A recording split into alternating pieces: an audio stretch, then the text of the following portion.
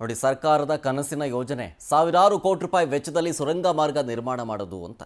ಈ ಕನಸಿನ ಯೋಜನೆಗೆ ಮೈಸೂರು ರಾಜಮನೆತನ ಅಡ್ಡಿಯಾಗಿದೆಯಾ? ಸಾವಿರಾರು ಕೋಟಿ ರೂಪಾಯಿ ಮೊತ್ತದ ಸುರಂಗ ಮಾರ್ಗಕ್ಕೆ ಅಡ್ಡಿ ಆಯ್ತಾ ಇದು? ಈ ಪ್ರಶ್ನೆ ಮೂಡೋದು ಯಾಕೆ ಅಂತ ಹೇಳ್ತೀನಿ ನೋಡಿ. ಟನಲ್ ರೋಡ್ಗೆ ಬೇಕಾಗಿರುವಂತಹ ಹಣಕ್ಕಿಂತ ಪರಿಹಾರದ ಮೊತ್ತವೇ ಜಾಸ್ತಿ ಇದೆ. ಹಾಗಾಗಿ ಬಿಬಿಎಂಪಿ ರಾಜ್ಯ ಸರ್ಕಾರಕ್ಕೆ ಈಗ ಮುಂದೇನೋ ಅನ್ನೋ ಚಿಂತೆ ಆಗ್ತಾ ಇದೆ. ಜಯಮಹಲ್ ಬಳ್ಳಾರಿ ರಸ್ತೆ ಅಗಲೀಕರಣ ಮಾಡಬೇಕು. ಇದಕ್ಕೆ ಸರ್ಕಾರ ಮೀನಾಮೇಷ ಎಣಿಸ್ತಾ ಇರೋದು ಇದಕ್ಕೇನೆ. ಪರಿಹಾರದ ಮೊತ್ತವೇ ಜಾಸ್ತಿ ಇದೆ. ಟನಲ್ ರೋಡ್ ನಿರ್ಮಾಣಕ್ಕೆ ಎಷ್ಟು ವೆಚ್ಚ ಬೇಕಾಗುತ್ತೋ, ಸಾವಿರಾರು ಕೋಟಿ ರೂಪಾಯಿ ಬೇಕು ಅಂತ ಹೇಳಿ, ಅದಕ್ಕಿಂತ ಜಾಸ್ತಿ ಪರಿಹಾರದ ಮೊತ್ತವೇ ಇದೆ. ಹೆಂಗೆ ಮ್ಯಾನೇಜ್ ಮಾಡೋದಿದು ಅನ್ನೋ ತಲೆನೋವು. ಪರಿಹಾರ ಎಷ್ಟು ಕೊಡಬೇಕು? ಮೈಸೂರು ರಾಜಮನೆತನಕ್ಕೆ ಪರಿಹಾರವಾಗಿ ಕೊಡಬೇಕಾಗಿರೋದು 3,011 ಕೋಟಿ ರೂಪಾಯಿ. 15 ಎಕರೆ ಭೂ ಸ್ವಾಧೀನಕ್ಕೆ ಪ್ರಸ್ತುತ ಮಾರ್ಕೆಟ್ನಲ್ಲಿ 3,011 ಕೋಟಿ ಇದೆ. ಪ್ರತಿ ಚದರ ಅಡಿಗೆ 2.84 ಲಕ್ಷ ರೂಪಾಯಿ TDR ಪ್ಯಾಲೇಸ್ ಗ್ರೌಂಡ್ಗಿದೆ. ಹೆಬ್ಬಾಳದಿಂದ ಸಿಲ್ಕ್ ಬೋರ್ಡ್ ಜಂಕ್ಷನ್ ತನಕ ಕಾರಿಡಾರ್ಗೆ ಅಡ್ಡಿ ಆಗುತ್ತೆ. ಈ ಬಗ್ಗೆ ಸರಣಿ ಮೀಟಿಂಗ್ಗಳನ್ನು ಮಾಡ್ತಾ ಇದೆ ಬಿಬಿಎಂಪಿ ಹಾಗೂ ಸರ್ಕಾರ. ಆದರೆ ಯಾವ ದಾರಿಯೂ ಸಿಗ್ತಾ ಇಲ್ಲ. 2009ರಿಂದ ಬಳ್ಳಾರಿ ರಸ್ತೆ, ಜಯಮಹಲ್ ರಸ್ತೆ ಅದನ್ನು ಅಗಲೀಕರಣ ಮಾಡಬೇಕು ಅಂತ ಪ್ರಯತ್ನ ಪಡಲಾಗ್ತಾ ಇದೆ. ಕೇಸ್ ಇತ್ಯರ್ಥವಾಗಿದ್ದು ಭೂ ಸ್ವಾಧೀನ ಮಾಡಿಕೊಂಡ್ರೆ ಪರಿಹಾರ ಕೊಡಬೇಕು ಅಂತಿದೆ. 1957 ಕರ್ನಾಟಕ ಮುದ್ರಾಂಕ ಕಾಯ್ದೆಯ ಅಡಿಯಲ್ಲಿ ಪರಿಹಾರವನ್ನು ಕೊಡಬೇಕು. 1996 ಅಡಿಯಲ್ಲಿ ಭೂ ಪರಿಹಾರ ನೀಡ್ತೀವಿ ಅಂತ ರಾಜ್ಯ ಸರ್ಕಾರ ಹೇಳಿದೆ.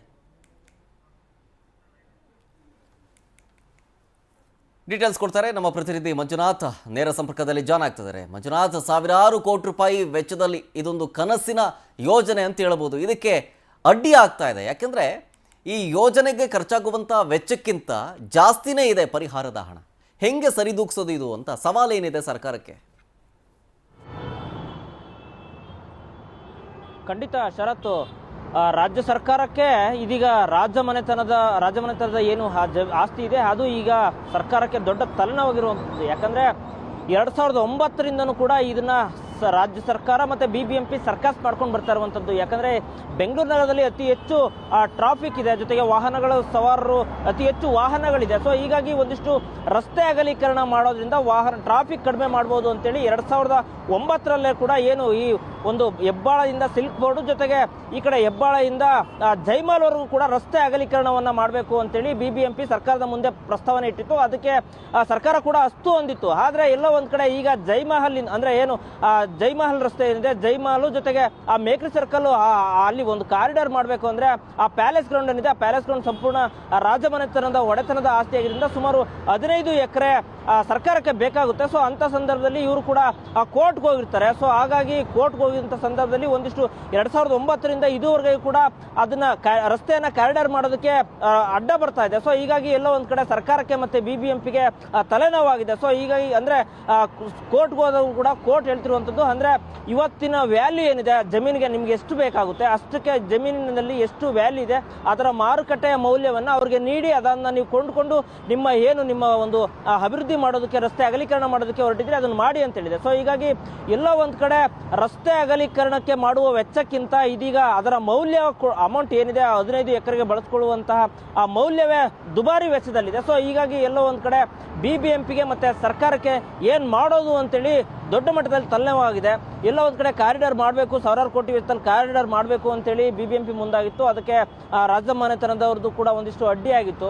ಆದರೆ ಎಲ್ಲಿ ಯಾವಾಗ ಏನೇ ಮಾಡಿದ್ರು ಅದರ ಪ್ರಸ್ತುತ ಮೌಲ್ಯ ಆಸ್ತಿ ಜಮೀನಿನ ಮೌಲ್ಯ ಏನಿದೆ ಅದನ್ನ ಕೊಟ್ಟು ನೀವು ಮಾಡಿ ಅಂತೇಳಿ ಹೇಳೋದ್ರಿಂದ ಈಗ ಸರ್ಕಾರ ನಾವು ಏನ್ ಮಾಡಬೇಕು ಅಂದ್ರೆ ಕೈ ಬಿಡ್ಬೇಕಾ ಅಥವಾ ನಾವು ಏನು ಕಾರಿಡಾರ್ ಮಾಡಕ್ ಹೊರಟಿದ್ವಿ ಅದಕ್ಕಿಂತ ದುಬಾರಿ ವೆಚ್ಚ ಇವ್ರಿಗೆ ಕೊಡೋದಾಗುತ್ತೆ, ಏನ್ ಮಾಡಬೇಕು ಅಂತೇಳಿ ದೊಡ್ಡ ಮಟ್ಟದಲ್ಲಿ ತಲೆನೋವು ತಂದಿಟ್ಕೊಂಡಿದೆ ಬಿಬಿಎಂಪಿ ಸರ್ಕಾರ. ಮುಂದಿನ ದಿನಗಳಲ್ಲಿ ಯಾವ ರೀತಿ ಯೋಚನೆ ಮಾಡಿ ಕಾರಿಡಾರ್ ಮಾಡ್ತಾರಾ ಅಥವಾ ಈ ಯೋಜನೆಯನ್ನ ಕೈ ಬಿಡ್ತಾರಾ ಅಂತೇಳಿ ಮುಂದಿನ ದಿನಗಳು ಕಾದು ನೋಡ್ಬೇಕಾಗಿದೆ Sharath. Okay, thank you Manjunath ಡೀಟೇಲ್ಸ್ಗಾಗಿ.